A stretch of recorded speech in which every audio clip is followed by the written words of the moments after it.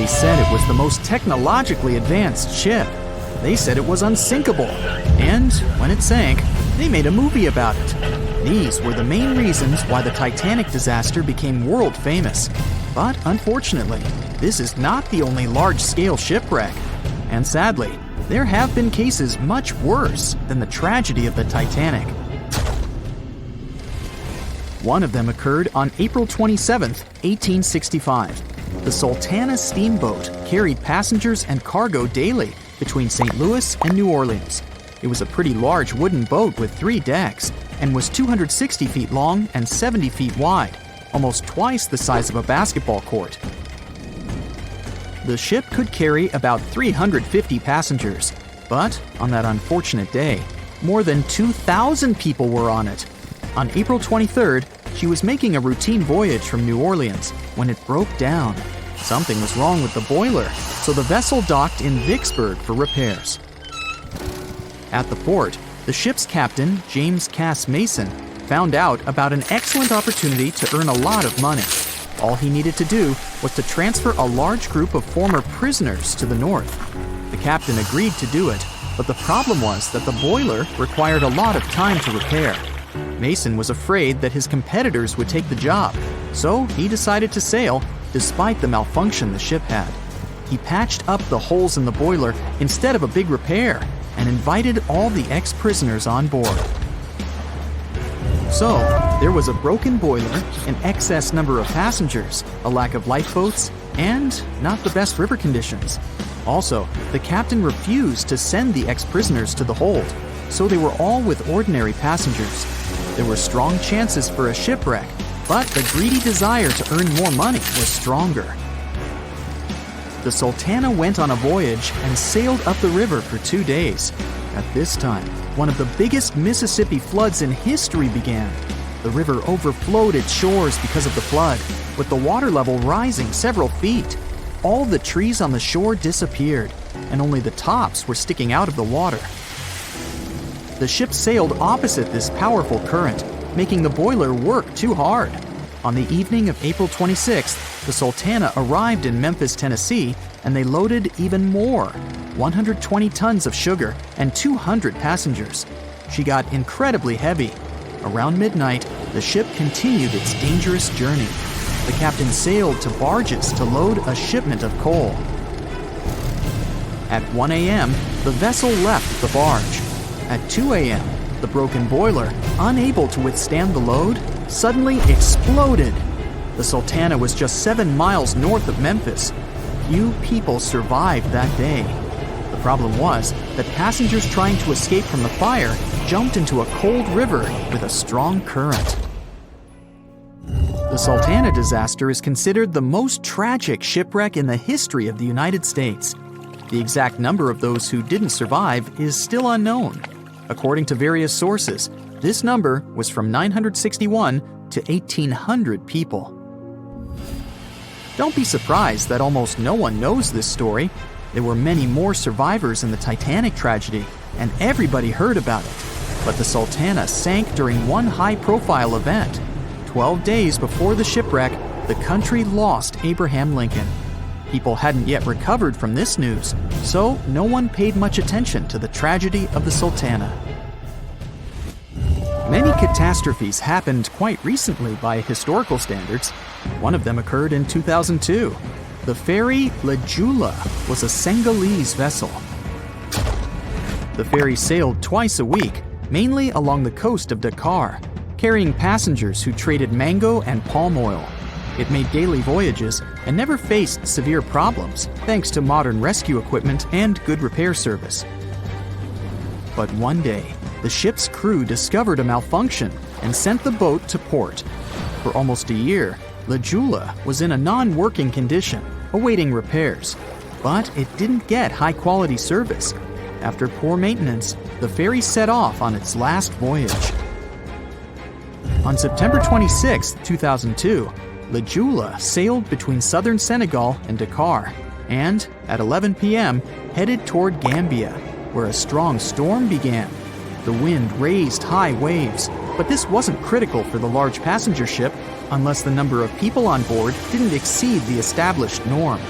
La Jula was supposed to carry about 500 passengers, but had many more people that day.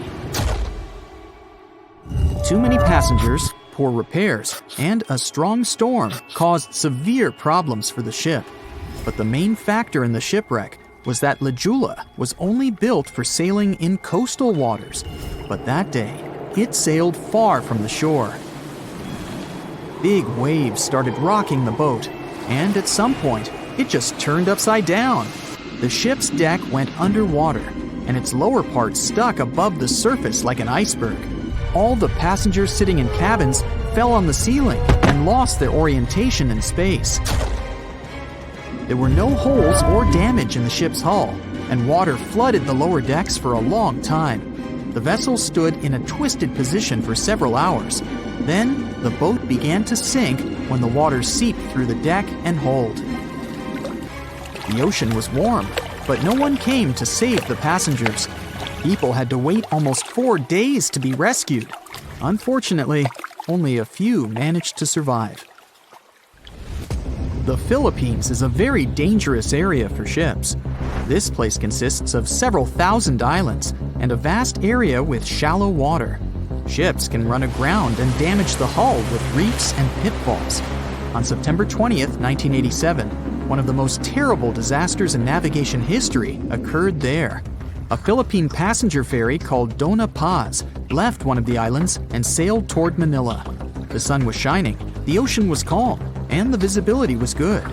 But for some reason, the crew members didn't notice how the tanker Vector was approaching them. The two ships collided at low speed. The collision wasn't strong, but the problem was that the Vector had tons of oil on board, and the Dona Paz crashed into the cargo hold where that oil was stored. So it spilled all over the ocean, and then a spark slipped through. Not only did the two ships catch fire, but also filled with water. Both ships sank in a matter of seconds. Only a few dozen people survived that disaster. On September 27, 1854, the passenger ship Arctic sailed from Liverpool to New York. The fog came rolling down, and visibility got really bad. Another boat appeared out of the thick white haze, the French steamer Vesta. The ships were close enough to each other that a collision was inevitable. The French vessel was smaller, so it seemed to the Arctic's captain that Vesta had received a lot of damage. And while he was staring at the other ship, his boat got quickly filled with water. The captain gave the order to sail to the shore as fast as possible, but the ship's engines stopped working because of the flood. Then the ship's crew started to lower lifeboats with women and kids. Still, when rescuers found lifeboats with people, it turned out that only 87 out of 400 people survived, 65 crew members and 22 passengers. Surprisingly, there were only grown men among them. The ship's captain survived by clinging to the wreckage. All newspapers wrote about this story as one of the most terrible and shameful tragedies in navigation history. The survivors were criticized because they didn't save women and kids, and the crew members were accused of violating the law, since the safety of passengers should be higher than the safety of sailors. But despite this, none of them were brought to responsibility. Unfortunately, shipwrecks still occur to this day, but fortunately, there are fewer of them than before, thanks to modern navigation systems and radar. But no technology can guarantee there won't be a super strong storm or any other emergency that no one can foresee. Thick fog is rising over the ocean as the sun is slowly sinking towards the horizon. It's hard to see further away than a few dozen feet, but that's enough to notice a hulking, skeletal shape in the distance. As your ship approaches the figure, your heart beats faster, and then you make out the details of another vessel, abandoned by the looks of it. Ghost ships do exist, and their mysteries aren't always solved. Take MV Hoyita, for example. It was a wooden vessel built in 1931 as a luxury yacht. It had served well to various people over 20 years before it was bought by a Samoan sailor and became a merchant ship. In 1955, though, Hoyita's service came to an abrupt and mysterious end. On October 3rd, it set sail for another trading voyage that should have taken no more than 48 hours. Delays happen in the sea, so when Hoita didn't arrive on October 5th as scheduled, there was little worry yet. But then it failed to come on the following day too. There was no distress signal or any other sign of Hoita's presence anywhere between its departure and arrival points. A search and rescue party was dispatched to find the ship, and for 6 days, they were scouting the area of nearly 100,000 square miles. On October 12th, the mission returned to the base empty-handed. Hoita vanished without a trace. It was only a month later that another merchant ship, Tuvalu, noticed the missing vessel far away from its route, drifting in the open sea and listing heavily. The sailors boarded the ship and found that all of its crew and passengers, 25 people total, were missing, along with all the cargo the vessel had been carrying. The radio was tuned to the International Distress Channel, meaning that the crew had been trying to ask for help, but they couldn't reach anyone because the radio cable had been damaged, limiting the range to 2 miles. The lifeboats were missing as well, indicating that people on board must have left the ship. Unfortunately, they seem to have taken the logbook with them, leaving the rescue team clueless as to what had happened. Even today, the mystery of MV Hoita hasn't been solved yet. No one knows where the crew and passengers had gone and what had caused them to leave. SV Carol A. Deering wasn't a ghost ship in the usual sense of the word. There were no sightings of it in the open sea. Instead, it was found on the shore, but the circumstances of it running aground are a puzzle shrouded in mystery. Carol A. Deering was built in 1919 in Maine, and it was a large vessel made for commercial voyages. Unfortunately, despite its large cost of construction, it had only served for a year before its last trip. July 19, 1920. The ship was traveling from Puerto Rico to Rio de Janeiro via Newport News to deliver a cargo of coal. It was almost halfway to the final destination when the captain fell seriously ill, and the crew turned back to drop him and his son off and replace the captain. The voyage went without incident, but when it came to Barbados in December to resupply, there were strange moods among the crew. The first mate didn't seem to be happy with the new captain. No one paid much attention to it back then, when they probably should have. The last sighting of Carol A. Deering at sea was on January 28, 1921, when a lightship noticed it off the coast of North Carolina. There was some commotion on the quarterdeck of the ship, where the crew were normally not allowed. Then, another vessel sighted it, but there was already no one on the decks. On January 31st, the merchant ship was found hard aground in the Diamond Shoals, a site notorious for numerous shipwrecks that had been occupying there for centuries. When the search and rescue party boarded the ship, they found it abandoned, the log and personal belongings of the crew gone, along with the 2 lifeboats. There is still no answer to what happened on board of Carol A. Deering that January, although the most popular version was mutiny. Maybe we'll never find out the truth though. SS Bechimo is perhaps one of the most notable ghost ships in history. This large cargo steamer was built in 1914 in Sweden and plodded its way dutifully over 16 years, trading provisions for pelts with native tribes of Alaska and Canada. But then, on October 1st, 1931, Bechimo got caught in pack ice. At first, it seemed the crew would be able to wait it out and continue on their route because the ship broke free in a couple of days. But in less than a week, it became caught again, this time for good. In another week, a rescue party was sent to fetch 22 of the Bechimo's crew, while another 15 remained behind to wait through the winter if necessary and get the ship back. But a month later, after a powerful blizzard struck their camp, the sailors went out of their shelters only to find the ship gone. Luckily, a few days later, a native hunter told them Bechimo hadn't been lost yet. He'd seen it about 45 miles from where they had been stationed.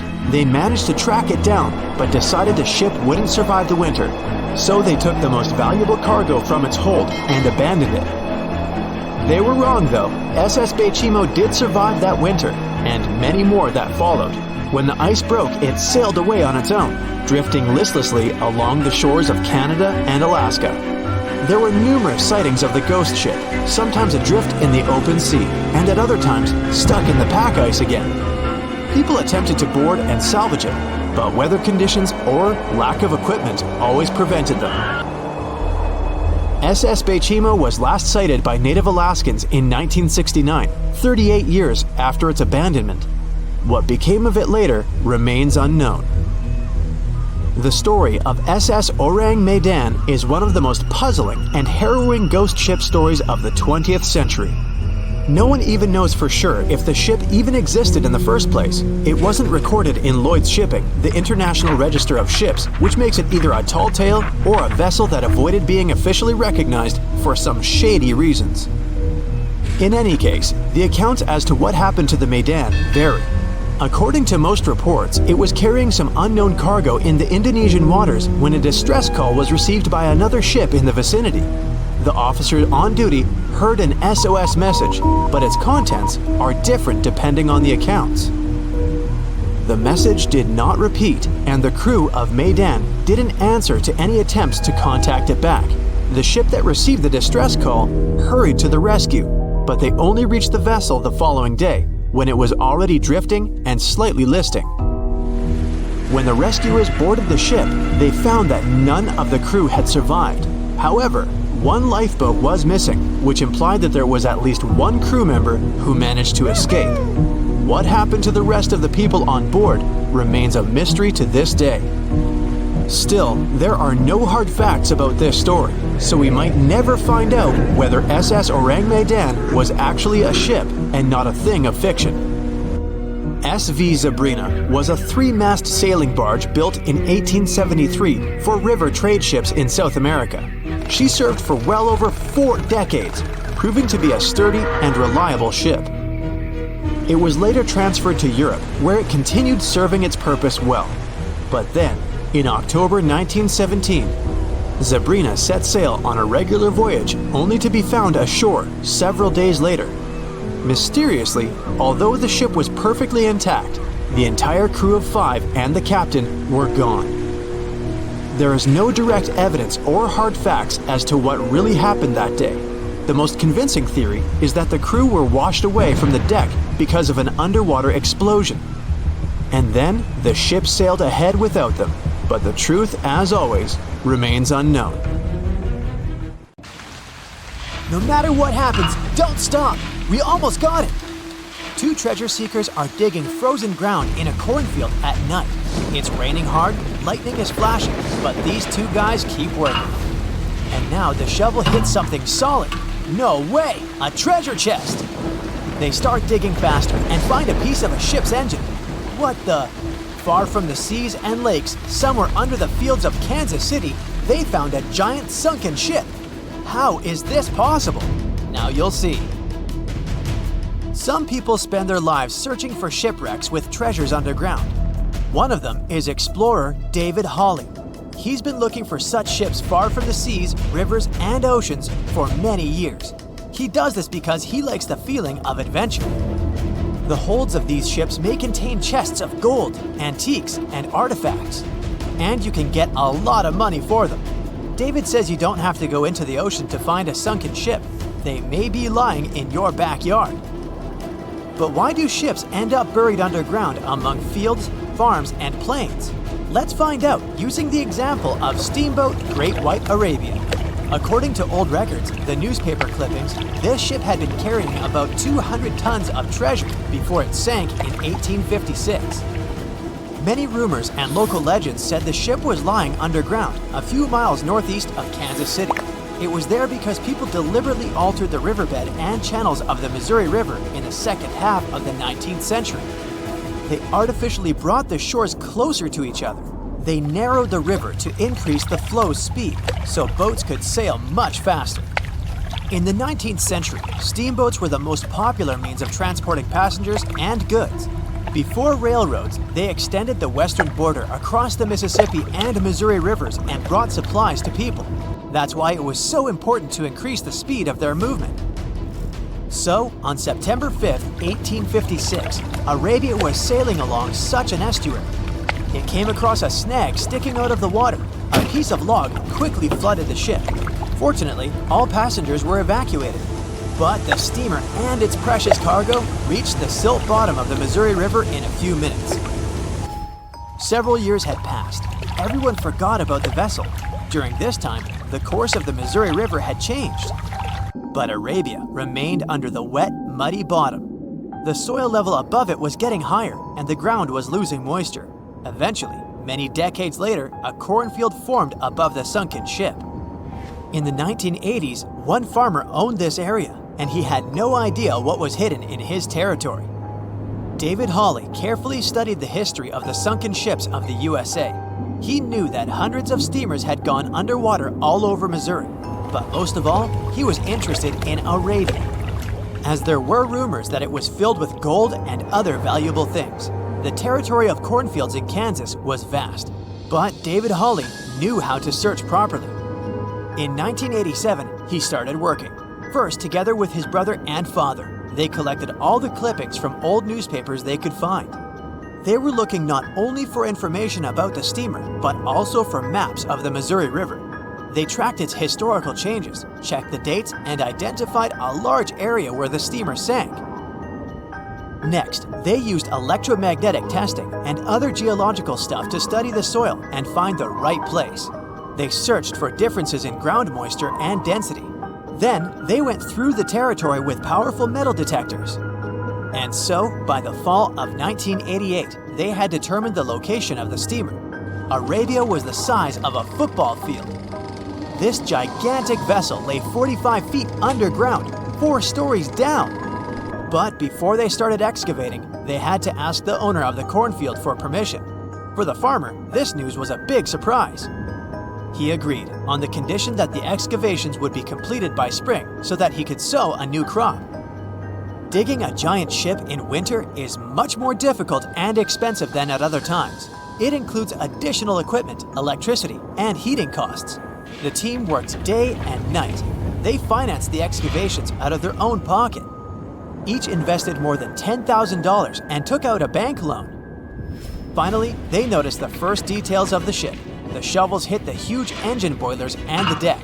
The goal had been achieved. Most of the cargo lying inside the sunken ships is covered with rust, shells, mud, and is badly damaged. The contents of Arabia were in excellent condition, considering that the ship had sunk 130 years prior. Unfortunately, they didn't find the chests of gold. Still, they got several tons of other valuable cargo, household items of people who lived in the middle of the 19th century. It was a time capsule. The ship was carrying supplies for hundreds and thousands of people, and all these things were perfectly preserved. For example, they could clearly see the brand stamp Goodyear Rubber Company on one rubber shoe. The longer the excavations continued, the more things David and his team found.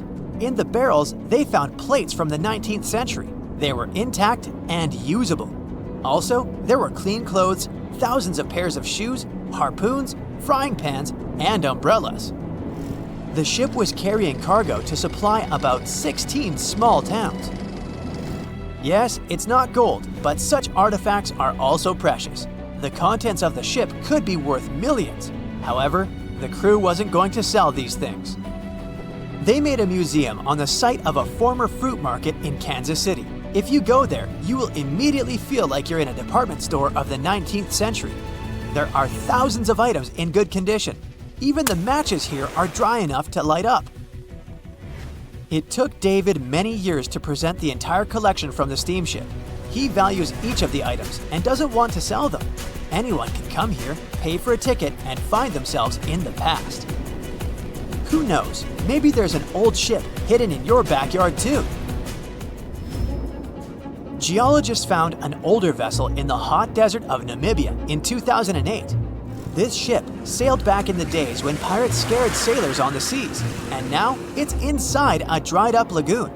The ship sailed from Lisbon in 1533 and disappeared with the crew near a small diamond mining town.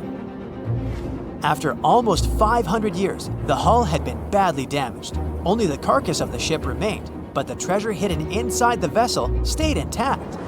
They carefully studied the boat for a long time, trying not to ruin anything. And then, 5 days later, they found a big old chest in the hold. carefully opening it, they found gold coins there. Thus, the cost of the ship was estimated at about $10 million. The exact cause of the shipwreck is unknown, but experts believe the ship was destroyed by heavy cargo and bad weather. It went to the bottom of a lagoon that later became a desert. Some find an airplane in their backyard, others discover a ship, and one man found a passage to an ancient secret city in his house. This happened in Turkey in 1963. The owners of the building decided to make repairs. He went to his basement and knocked down the wall to turn this place into a living room. And so, behind one wall, he found a tunnel leading underground. The man thought it was some kind of a secret chamber. He went down there and realized it was something much more than that. It was an ancient city 18 floors deep. People built it in the years 780 to 1180 as a refuge from weather disasters and the invasion of enemies. This place also includes many underground tunnels that stretch for several miles in different directions. People could get to the town from different points using secret passages leading to these roads. The city can accommodate about 20,000 residents, livestock, and tons of food supplies. Archaeologists have also found a chapel, schools, stables, and public kitchens there.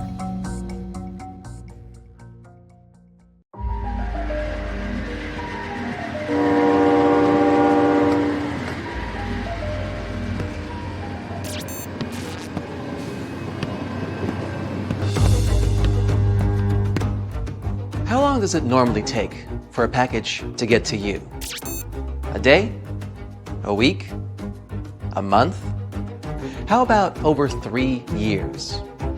Well, something like that happened in India not too long ago. At first glance, doesn't seem all that surprising. Packages get delayed or even lost along the way all the time. That's just the nature of parcel delivery. This wasn't some standard package. It was an entire train carriage loaded with tons of compost. Something this massive couldn't have just disappeared and then come back. Or could it? Let's find out. And yes, along the way we're going to learn some cool things about trains. It all started in 2014 when an Indian company ordered dozens of tons of compost. All the goods were stored in 21 wagons. The train left the city of Visakhapatnam on November the 10th. Its destination was in Basti district, Uttar Pradesh, 870 miles away. So, the train left the station and the trip went smoothly. A few days later, the buyer accepted the goods. 20 wagons arrived in excellent condition, but one carriage, number 107462, was missing. Where could this wagon packed full of fertilizer have gone? Did someone steal the cargo? Did it get lost along the way? The buyer asked the company that sold them the compost to find the missing part of the shipment. The employees checked the documents and confirmed that the train of 21 carriages left the station on November the 10th. Several people from the rail station saw it. Then the train passed through some settlements and lost one carriage. But how?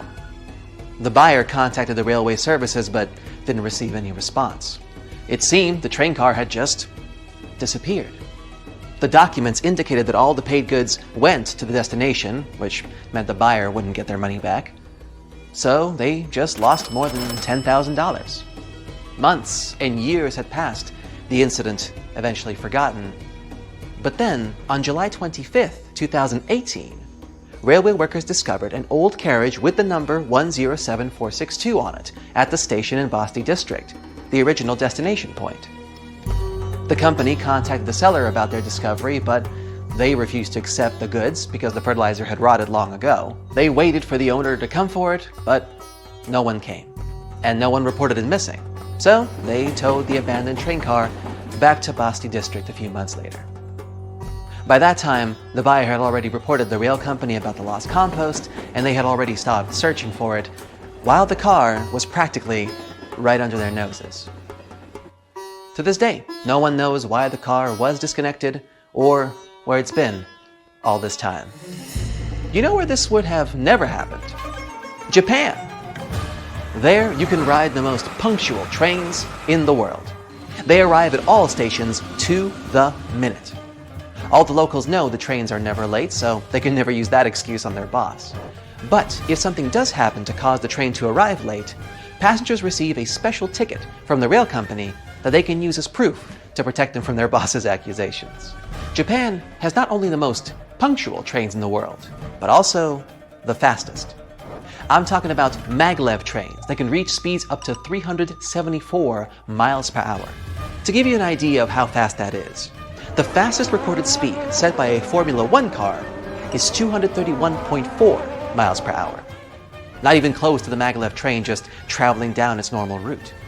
What's more, even if it travels at top speed, you can comfortably sit in your seat and drink tea on the train.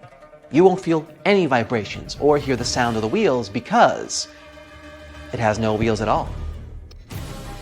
Maglev is short for magnetic levitation. Using the power of magnets, the train is basically suspended, floating just above the railway, meaning they don't actually touch, meaning there's next to no friction. This is what allows maglev trains to reach and then maintain such incredible speeds. Wouldn't it be cool to have such trains in every city? I mean, forget about traffic jams, am I right? But unfortunately, they're not so popular around the world. Charging the train's magnets requires a lot of energy. They heat up to incredibly high temperatures during the trip, and then they need to cool down after. And this also requires a lot of incredibly expensive infrastructure. For many countries, such trains would be simply economically unviable. For now. That carriage in India would probably have been standing at the railway station forever if someone hadn't noticed it. But what if it was a whole train with, let's say, 100 cars? I mean, what do people do with old train cars? Usually they would put old trains in landfills, dismantle them for scrap, dispose of them with pressure compacting, or melt them down. But the most popular practice is to load the bare hulls of wagons onto a big ship and then throw them in the ocean. It's not as wasteful as you think. The trains actually provide a great frame for corals and plant life to grow on them. And soon these overgrown train carriages become homes for fish and other ocean inhabitants. This is how the people in New York decided to get rid of their old trains. From 2001 to 2010, they sank more than 2,000 cars this way. And soon, these trains became artificial reefs. They got completely covered by corals and algae, and shells, crabs, sea sponges, mackerels, perches, and sea turtles settled in each car. Underwater photographers and divers filmed those wagons and even saw dolphins swimming through them. It's like an underwater city where the trains are free real estate for the fish. So, people provided modern housing for the fish and saved about 30 million on recycling. I mean, I use the term modern very loosely. They look more like phantom trains. But you know what the coolest thing about phantom trains is? They actually exist. And you know what's even cooler? You can get in and ride one. You can find such trains in England, in small towns like Sneyd. Now, imagine you stepped onto the empty train station there. It looks decrepit and abandoned. There's no parking, no ticket machines, no shops. And now you hear the sounds of a train arriving at the station.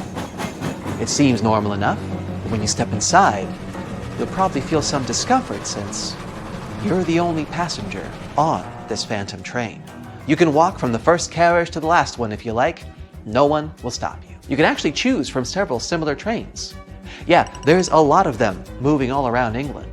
They're left running through abandoned railways because it actually works out economically for the country. To cancel these phantom train routes, you'd need to go through many bureaucratic procedures and spend taxpayers' money. And there's no need to do all of that if the trains just go and don't bother anyone. Also, they attract many tourists and enthusiasts who love to visit abandoned stations. If you're interested, you should know that it's not so easy to find these routes. You need to carefully study train schedules on the internet, since not even all the railway workers know about them. In some remote places, the trains arrive only once every few days. But what about real phantom trains? There are many stories about trains that have mysteriously disappeared throughout the years. The most popular one is the legend of the Zanetti Train Company. Several wagons disappeared with dozens of passengers in a mountain tunnel in Italy in 1911, and then popped up out of the blue in 1845 in Mexico? But of course, there's no evidence for this story. Someone just wrote it in a newspaper and everyone believed it. The same thing happens with planes and ships that supposedly travel through time. Although it's much more common for sailing vessels to become abandoned and then left to sail aimlessly on the seas for decades. There's much more documented evidence of that. But if you really saw a mysterious train arriving at an old railway through the fog in the middle of the night, would you step inside?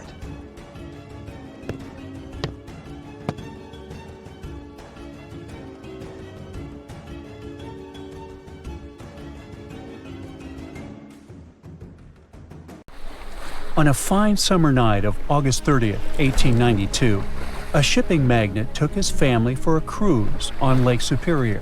They were traveling on the Western Reserve, which was supposed to be one of the safest ships of its day. It was made of a type of steel like that used to construct the infamous Titanic, and it ended up with a similar tragic destiny.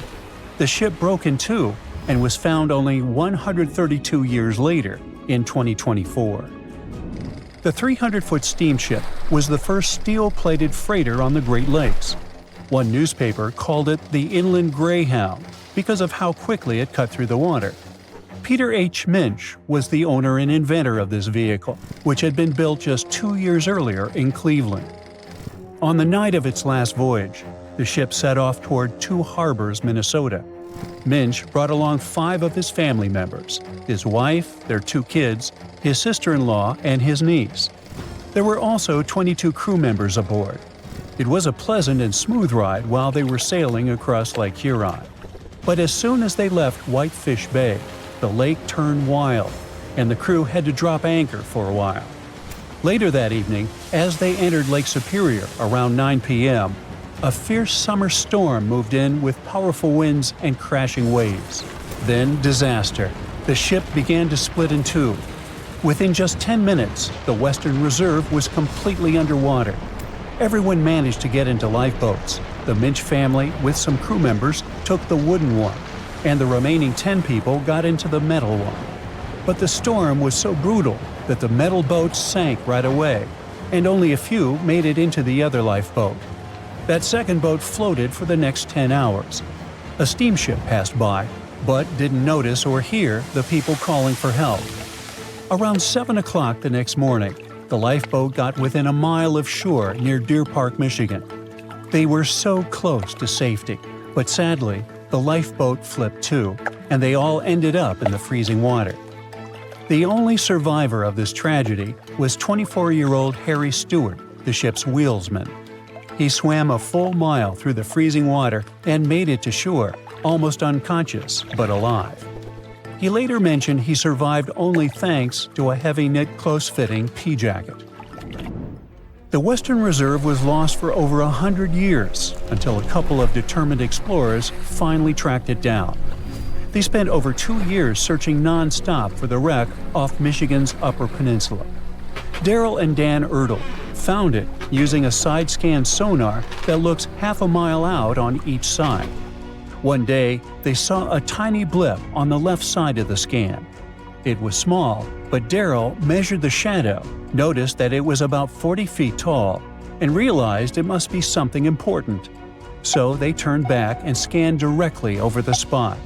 They saw cargo hatches and the wreck that looked like the ship had snapped in two, with one half lying on top of the other in an almost impossible position.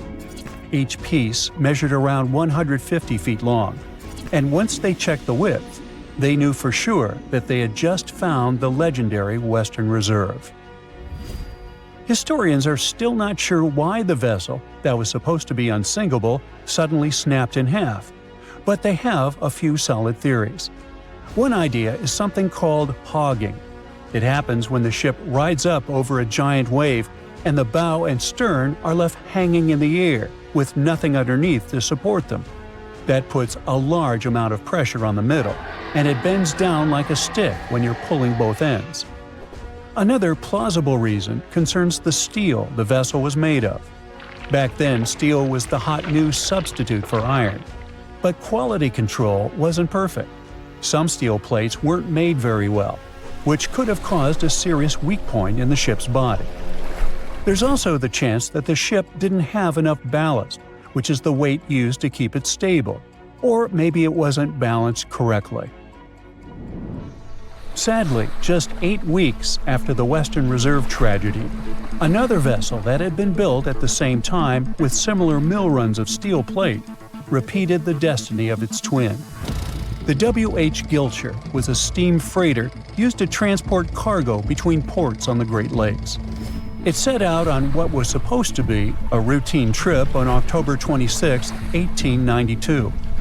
Loaded with over 3,000 tons of coal, the ship left Buffalo heading for Milwaukee. Captain Leeds H. Weeks and a crew of 18 were on board.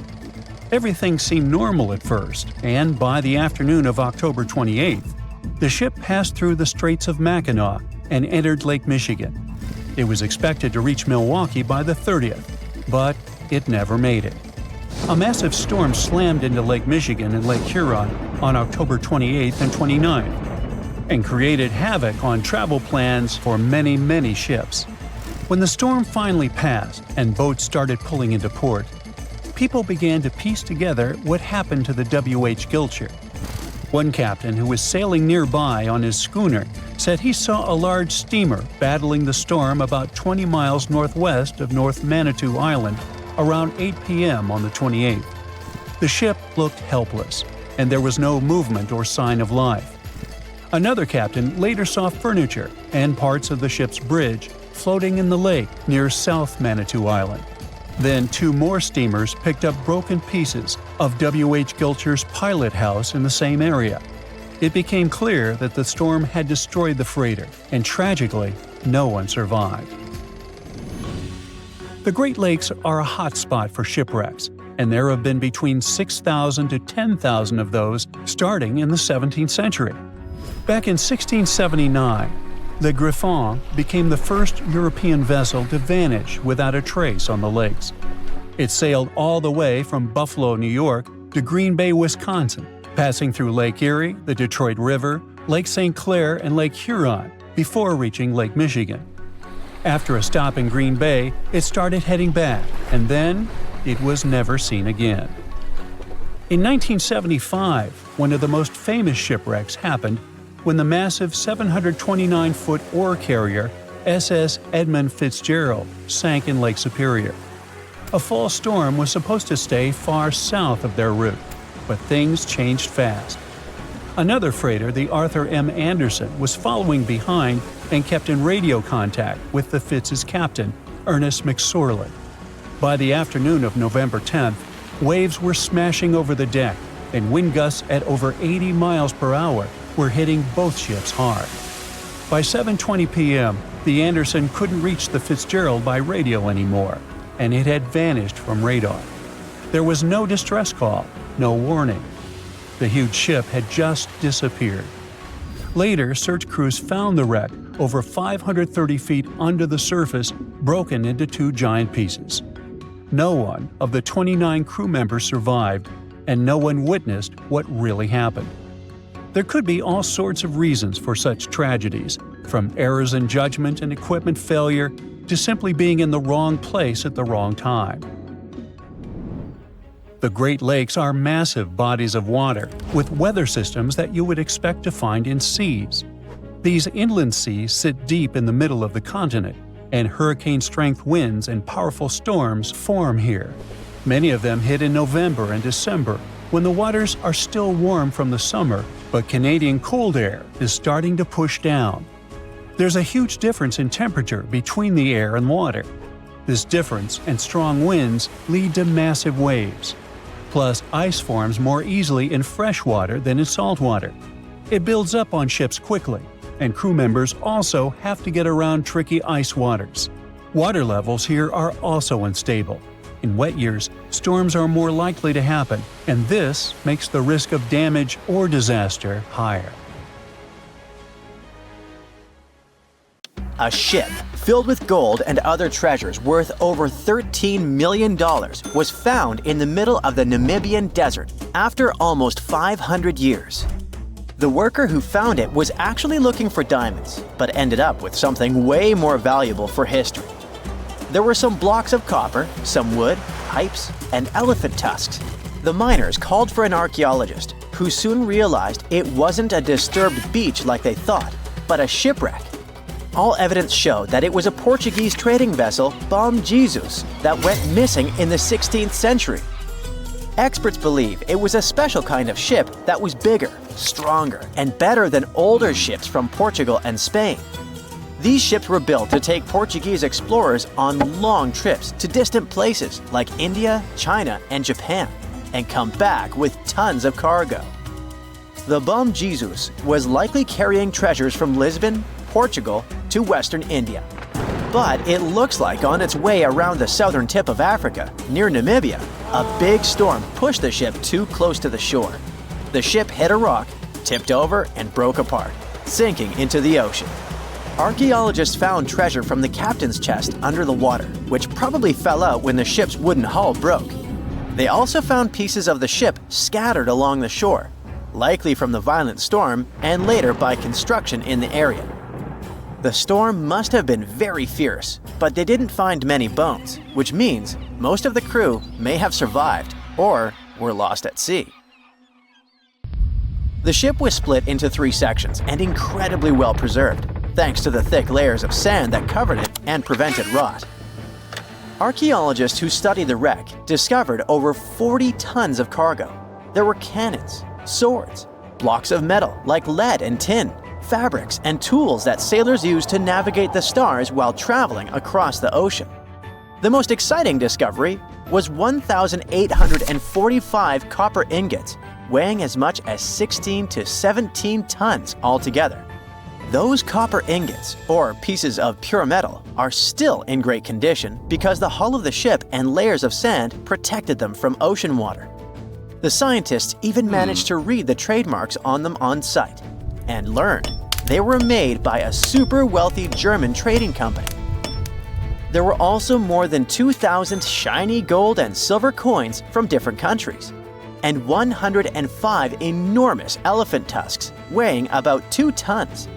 The tusks were likely supposed to become luxury items, like jewelry or carvings at the destination. Archaeologists took some DNA samples from the tusks and found that they came from West African forests and savanna elephants. Researchers were lucky that the ship was found in a restricted diamond mining area. No scavengers were able to get their hands on the treasures. The Bom Jesus remains the oldest and most valuable shipwreck that was ever discovered off the western coast of sub-Saharan Africa. Another shipwreck recently found by accident was buried under a 10-foot tall sand dune near the Caspian Sea. Some people call it the world's largest lake, and it has water levels that rise and fall over time because of the changes in weather patterns. These changes can move sand and uncover things like this shipwreck and other treasures along the coast. As the dune slowly disappeared, the ship started to show. Before digging it out, scientists worried that waves from the sea might damage the wreck. To protect it, they built a wall using thousands of sandbags to keep the waves away. When the ship was uncovered, they discovered it was a 3-masted, 92-foot-long merchant ship with a strong double hull.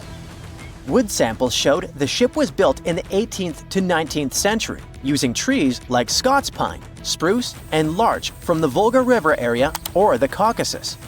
They even found buckwheat and plants from the same region, which were probably traded or used to feed the sailors. It proves that the ship was part of a group of merchant ships that once sailed the Caspian Sea. An amateur fisherman who was 20 feet under the sea off the coast of Turkey noticed some huge metal remains. He had an underwater camera, so he made footage of the discovery and took it to scientists. They immediately started an investigation and learned that it must be a shipwreck from the first decades of the 20th century.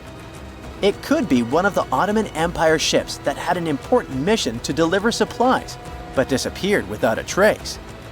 Scientists got permission to study this Black Sea wreck in detail to learn more about its mysteries. They're hoping to find its shipyard documents to find some answers, as the ship itself is in terrible condition and is tricky to work with. Robot submersibles that belong to an oil and gas company noticed hundreds of intact ancient storage jars sitting on the seabed in the eastern Mediterranean. Experts think those jars are 3,300 years old. This makes the find the oldest shipwreck from the deep sea. The jugs were probably used to store oil or other agricultural products like fruit. This proves that the people who made them organized maritime trade and had incredible navigational skills. It looks like the ancient mariners managed to traverse the Mediterranean Sea without a line of sight to any coast. All they could see was the horizon, so they must have used the sun and other stars to find their way. Off the coast of Sicily, under 20 feet of sand and rock, archaeologists found a shipwreck so old that they aren't even sure what materials were used to build it. They think the ship is from the 5th or 6th century BCE, which means it's over 2,500 years old. This ancient ship wasn't alone. Researchers also found 2 iron anchors shaped like an upside-down T from around the 7th century of the Common Era and 4 stone anchors from prehistoric times nearby. One of the stone anchors was broken and may have had wooden pieces attached to help it hold on to the seafloor. They figured out that the ship itself was built using the on-shell technique. The wooden planks of the ship were connected so tightly that they could support the ship on their own, with extra beams added just to make it stronger. Sadly, the ship's wooden hull is very fragile now because tiny sea creatures that eat wood have damaged it over the years. Scientists are being extra careful as they study it to make sure it doesn't fall apart.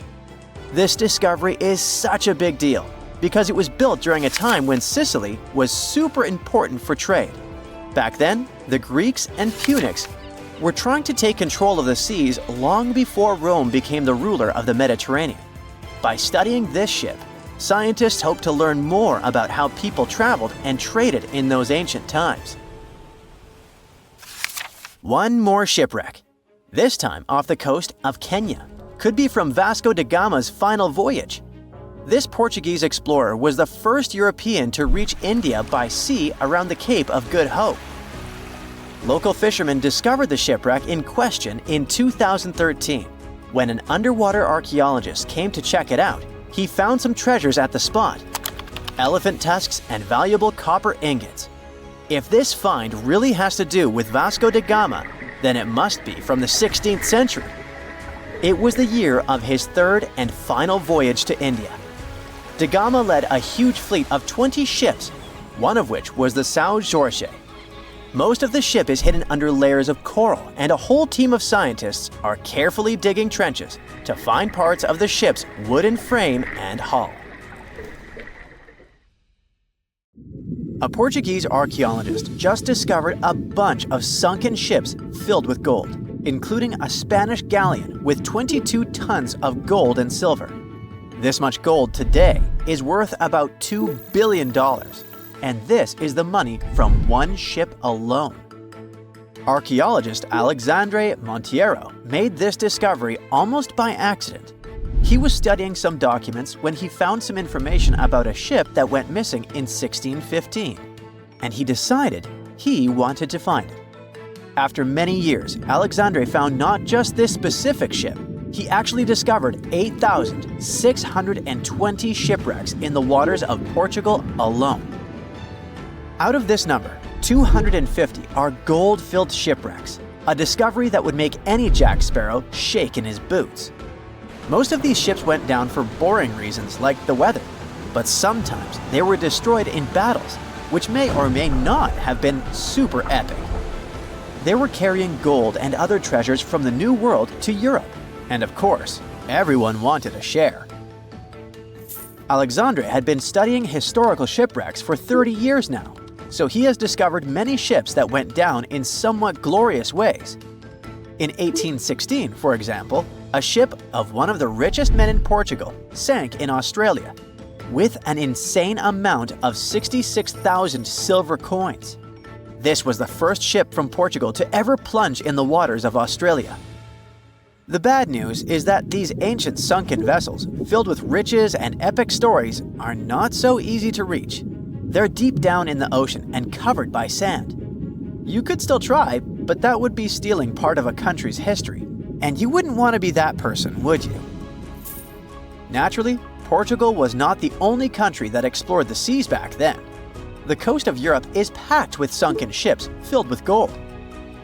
In fact, there are about 1 million historical shipwrecks underwater right now, and the treasures abandoned under the sea might be worth around $60 billion. It's an insane amount of money, but let me tell you that these gold-filled sunken ships aren't really worth the hassle. There are many stories of maritime treasure discoveries that turned into insane lawsuits and even long jail time. Our first story starts in 1746, when a violent storm crashed a ship called Prince de Conti near an island in Brittany. The ship was filled with tea, ceramics, and 100 gold ingots. Of course, the owners of the ship tried to save the loot, but if it's not easy now, imagine how it was back in the 18th century. It took more than 200 years for the vessel to be found. It finally happened in 1975, when a group of French men discovered it and decided to take pretty much every valuable thing they could find. Now, I said these things were not worth the trouble for a reason. In France, if you find anything that can be historical, you must declare it to the local authorities within 48 hours. Fail to comply, and you will be committing something known as a crime. To be fair, our French friends here did declare their findings, but only the corroded cannons from the ship. And the gold? Well, they sold it. Obviously, because each gold bar is worth between $125,000 to $231,000.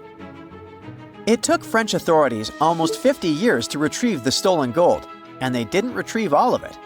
Part of it was bought by an elderly couple living in Florida, and the crime is so serious they were charged for connection with money laundering, organized crime, and the trafficking of cultural goods.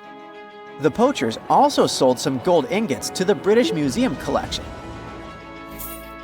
Now, let's go back to the 1850s, when a steamer called SS Central America traveled from Panama to California and back again. This was during the Californian Gold Rush, a time when 300,000 people moved to California to dig for gold. Because the travel route was not easy breezy, people needed to carry their gold around on big ships. This is where our friend SS Central America comes in. In 1857, the ship had 578 people on board and about 10 tons of gold. Very few survived, and around $100 to $150 million in gold went down with the ship. All of this explains why in 1988, a group of investors from Columbus decided to finance a research project to find this ship. The research was led by a guy named Tommy Thompson. Tommy was really crazy about the idea of finding this sunken ship filled with gold. It took him years to find the exact location of the SS Central America, especially because the ship was 7,500 feet beneath the surface of the Atlantic Ocean, and retrieving it required a lot of fancy tech. A group of 161 investors paid for his adventure, but it goes without saying that they were not doing this out of love from their hearts. They invested $12.5 million in this project because they were expecting to earn at least 10 times more. But since life is not all sunshine and rainbows, 39 insurance companies sued the research team as soon as they retrieved the gold. Back when the ship was up and running, these companies insured the cargo of the SS Central America, and when the cargo was finally retrieved, more than 100 years later, they wanted to be compensated. They said it was not their job to retrieve it, but that doesn't mean they abandoned it. This crazy talk didn't stick, and 92% of the gold was given to the research team. The plot thickened when the investors were scammed by none other than Tommy Thompson, who fled with $4.16 million. He also had 500 gold coins, but he's not telling a soul where they are. Nonsense like this is the reason why most countries have rules to protect cultural properties. And yes, sometimes shipwrecks can be a cultural property. Obviously, there are many maritime treasure discoveries that happen without breaking any laws. The SS City of Cairo, for example, was a steamship that submerged in 1929 with 2,000 boxes of silver coins weighing 122 tons. A company called Deep Ocean Search retrieved the coins from a depth of 17,000 feet, which is 4,500 feet lower than the Titanic. 34 million pounds went to the UK Treasury, and the Deep Ocean Search also got a share. The good news here is that some of the coins can be bought by collectors, legally. Paying for a treasure is probably the closest you can get to an underwater archaeology find. I know, all I did was destroy your piracy dreams. But while raiding gold-filled shipwrecks may be a crime in most countries, or just financially impossible for us mere mortals, not all hope is lost. There is about $771 trillion worth of gold lying on the ocean floor, and it doesn't have an owner. It's like an underwater gold mine, except the gold is in the water. You know how the water of the ocean is salty? Well, the gold gets mixed with the minerals in the water, so it's not like you stumble upon a gold nugget on the beach. Each liter of ocean water has 13 billionths of a gram of gold, and it's very difficult to extract such tiny particles of gold from the water. But that doesn't mean people haven't tried, and of course, there's been a scam here too. In the 1890s, a guy claimed he had invented a thing that would suck gold from the seawater. When he got enough money, he fled the country with the cash. If you really want to get some gold, you could try to extract it from the Earth's core, which has 1.6 quadrillion tons of gold. There's 16 times more gold in the Earth's core than what humans have mined in the whole of history. No hoax involved here, because nobody has dared to go down there yet. With archaeologists discovering gold-filled sunken ships out and about, maybe we can make our own maritime treasure discoveries, or at least save enough money to buy some silver coins.